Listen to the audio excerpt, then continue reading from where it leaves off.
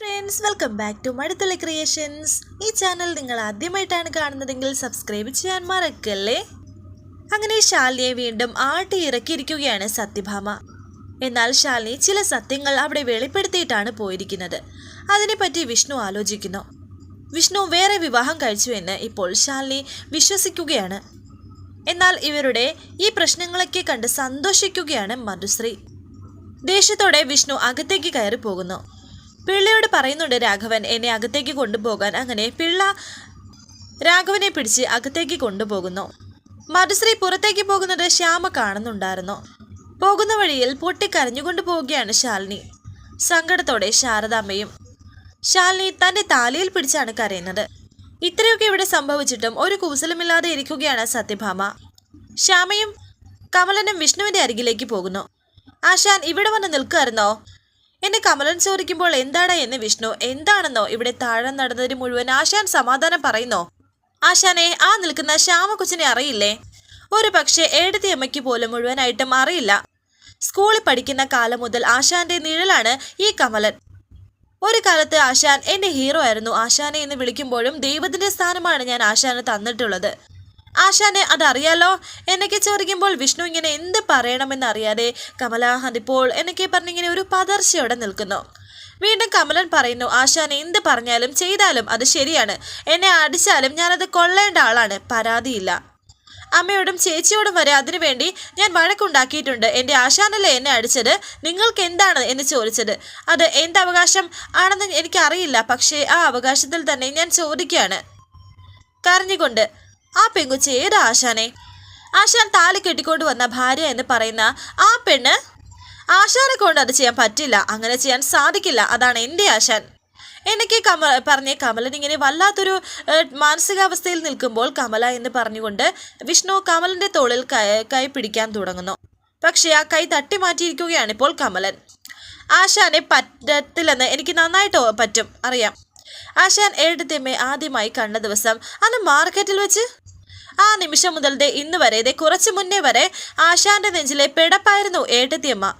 മധുശ്രീയുമായിട്ടുള്ള കല്യാണത്തിന് സത്യാമ്മ നിർബന്ധിച്ചപ്പോഴും ആശാൻ മടിച്ചത് എന്തിനാണ്? ശാലിനി ഏടത്തിയെ ഓർമ്മിച്ചിട്ടല്ലേ? അല്ലെങ്കിൽ എന്തിനാ?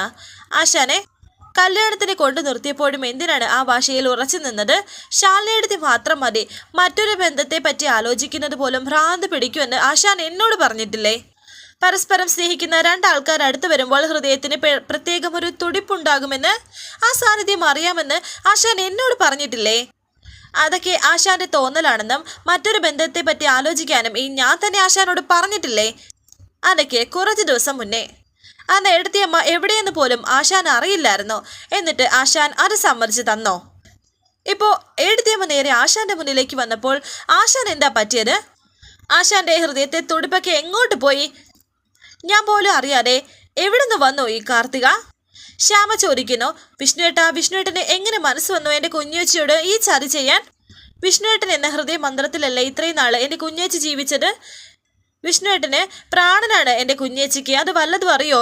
വിഷ്ണുവേട്ടൻ്റെ അടുത്തുനിന്ന് മാറിപ്പോയപ്പോൾ ജീവമായും ഇല്ലാണ്ട് പോയെന്നാ കുഞ്ഞേച്ചി എന്നോട് പറഞ്ഞത്. വിഷ്ണുവേട്ടനൊപ്പം സന്തോഷത്തോടെ ജീവിക്കാനാണ് ആ ഭാവം ഇങ്ങോട്ട് ഓടി വന്നത്.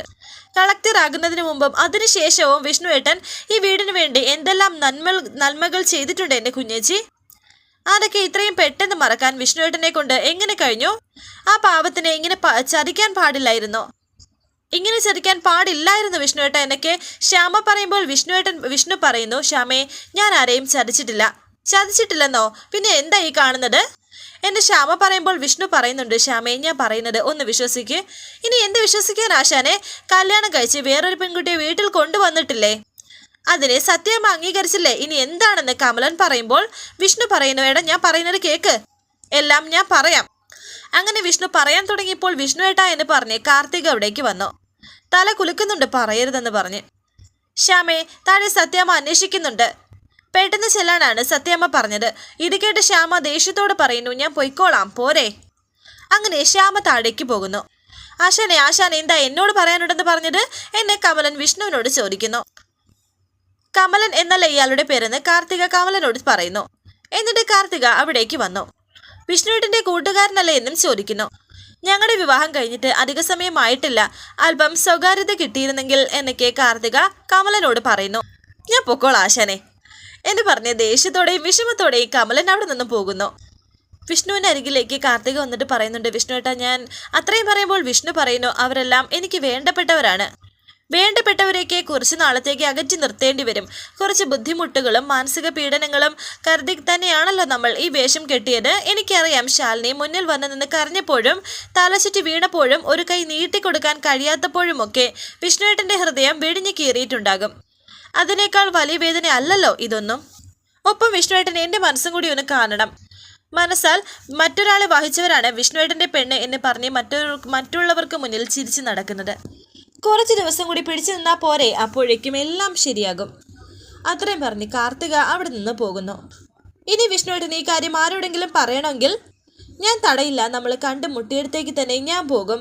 തടയാനോ കാണാനോ വന്നേക്കരുത്. ഞാൻ അവിടെ ഉണ്ടാകും എന്നും. പാറമടയിലല്ല, താഴ്വരയിൽ. അത്രയും പറഞ്ഞ് കാർത്തിക പോകുന്നു. രാഘവനും ശാലിനി പറഞ്ഞതിനെ പറ്റി ആലോചിക്കുന്നു. സത്യ ഈ വീട്ടിലെ കുട്ടിയാണെന്നുള്ളത്.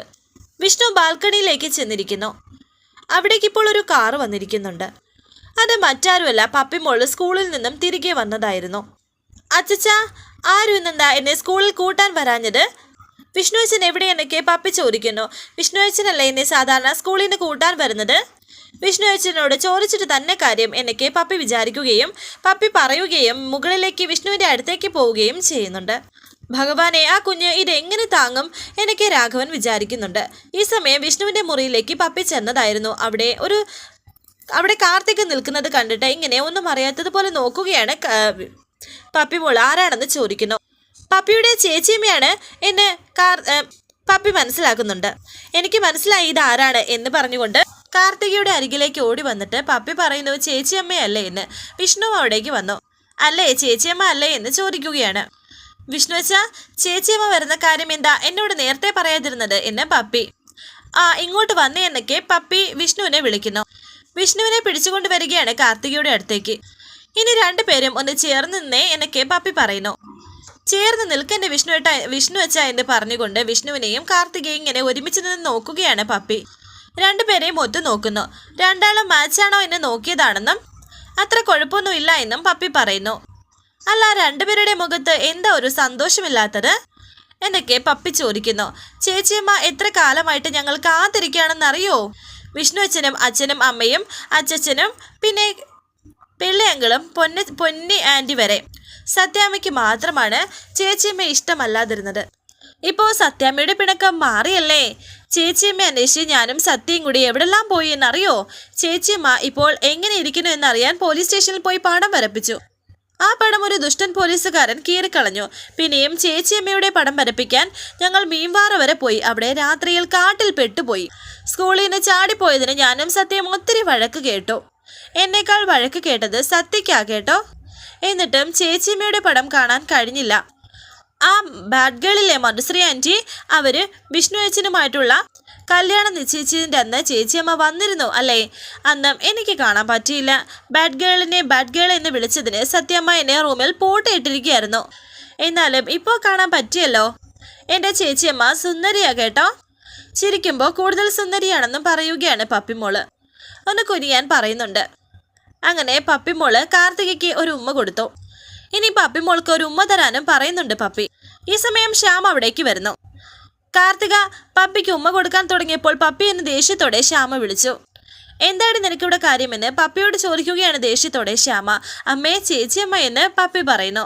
ചേച്ചിയമ്മയോ? ആരുടെ ചേച്ചിയമ്മ എന്ന് ശ്യാമ. അതേ ചേച്ചിയമ്മ എന്ന് വീണ്ടും പപ്പി പറയുമ്പോൾ വാടി ഇവിടെ എന്ന് ദേഷ്യത്തോടെ ശ്യാമ പപ്പിയെ വിളിച്ചു.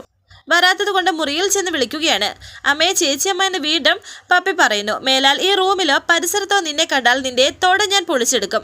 കേട്ടോടി എന്ന് ദേഷ്യത്തോടെ ശ്യാമ പപ്പിയോട് പറയുന്നു. മോളെ ഒന്നും പറയണ്ട, അവൾ അറിയാതെ എന്ന് കാർത്തിക പറയുമ്പോൾ ശ്യാമ പറയുന്നു. എൻ്റെ മോളെ എന്ത് പറയണമെന്ന് ഞാൻ തീരുമാനിക്കും. ഇവൾക്കറിയില്ലായിരിക്കും, പക്ഷേ മുതിർന്നവർക്കറിയാലോ. എൻ്റെ മോളെ ഇനി തൊട്ടാൽ ഏത് തമ്പുരാട്ടിയാണെങ്കിലും ആ കൈ ഞാൻ വെട്ടുമെന്നും ശ്യാമ പറയുന്നു. ചേച്ചിയമ്മ വഴക്കുണ്ടാക്കുന്നത് എന്തിനാണെന്ന് പപ്പി. ആരാടി നിന്റെ ചേച്ചിയമ്മ? ഇതാണോ നിന്റെ ചേച്ചിയമ്മ എന്ന് ശ്യാമ പറയുമ്പോൾ പപ്പി പറയുന്നു, ഇതല്ലേ ചേച്ചിയമ്മ? അമ്മേ, ഇതല്ലേ വിഷ്ണുവച്ചൻ്റെ ചേച്ചിയമ്മ?